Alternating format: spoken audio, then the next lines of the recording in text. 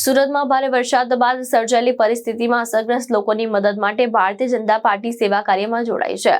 ઉધના સ્થિત ભાજપ કાર્યાલય ખાતે મોટી સંખ્યામાં ફૂડ કીટ તૈયાર કરવાની કામગીરી શરૂ કરવામાં આવી છે। સુરતમાં અતિવૃષ્ટિના કારણે અસરગ્રસ્ત બનેલા લોકોને તાત્કાલિક સહાય પહોંચાડવા માટે ઉધના સ્થિત ભાજપ કાર્યાલય ખાતે ફૂડ કીટ તૈયાર કરવાની કામગીરી હાથ ધરવામાં આવી છે।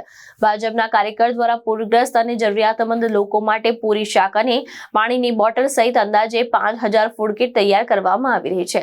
વરસાદથી પ્રભાવિત વિસ્તારમાં રાહત પહોંચે તે માટે કાર્યકરો સેવા કાર્યમાં સક્રિય રીતે જોડાયા છે। તૈયાર કરાયેલી ફૂડ કીટ જરૂરિયાતમંદ લોકોને વિતરણ કરવામાં આવશે, જ્યારે વરસાદ વચ્ચે ભાજપ દ્વારા હાથ ધરાયેલી રાહત કામગીરીને સેવા યોગ્ય તરીકે જોવામાં આવી રહી છે।